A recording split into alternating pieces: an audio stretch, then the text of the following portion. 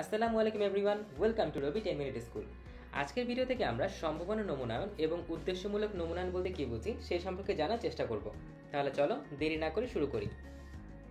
প্রথমেই সম্ভাবনা নমুনায়ন বলতে কী বুঝি সেটার সংজ্ঞাটা এখানে দেওয়া আছে।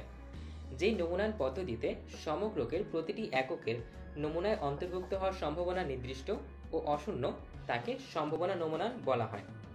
অর্থাৎ এখানে তোমরা বুঝতে পারছো যেই নমুনায়ন পদ্ধতিতে আমরা সমগ্রকের প্রত্যেকটা উপাদানই নমুনায় অন্তর্ভুক্ত হওয়ার একটা নির্দিষ্ট সম্ভাবনা আছে এবং সেই সম্ভাবনা অবশ্যই অশূন্য হতে হবে, তবে সেই নমুনায়ন পদ্ধতিকে আমরা সম্ভাবনা নমুনায়ন বলে থাকব।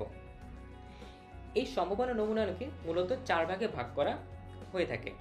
প্রথমটিকে বলা হচ্ছে সরল দৈর্ঘ্য নমুনায়ন, পরেরটিকে বলা হচ্ছে ধারাবাহিক নমুনায়ন, 3 নাম্বারটাকে বলা হচ্ছে স্তরিত নমুনায়ন এবং 4 নাম্বারটাকে বলা হচ্ছে গুচ্ছ নমুনায়ন।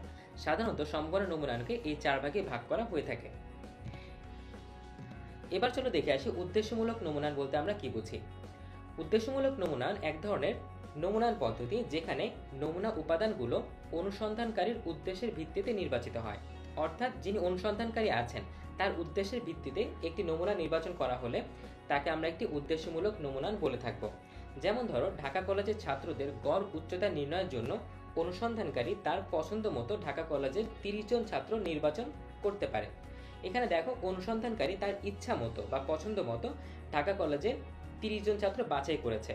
যেহেতু এটা অনুসন্ধানকারীর ইচ্ছা মতো হয়েছে, তাই এটাকে আমরা বলছি একটি উদ্দেশ্যমূলক নমুনায়ন।